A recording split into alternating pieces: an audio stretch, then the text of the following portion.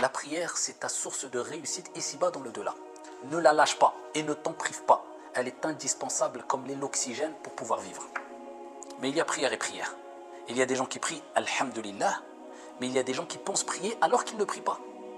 Ils prient pour rien, peut-être depuis 10 ans, depuis 20 ans, depuis 30 ans, depuis 60 ans et plus. C'est pas moi qui l'ai dit. C'est le prophète Mohammed alayhi afdalu salati wa taslim. Rapporté par Abul Qasim, avec une bonne chaîne de transmission, le prophète alayhi afdalu salati wa taslim nous dit. Et là, c'est une mise en garde sur le fait de ne pas être négligent avec l'acte d'adoration pratique le plus important et le plus aimé auprès d'Allah. C'est pas rien, c'est salah. Il dit, il y a certes un homme, une personne qui peut prier pendant 60 ans ou plus. 60 ans, c'est toute une vie. Khalas, qu'est-ce qui te reste? 60 ans, la personne a été faire le wudu. 60 ans, la personne s'est présentée devant Allah subhanahu wa ta'ala en faisant la prière.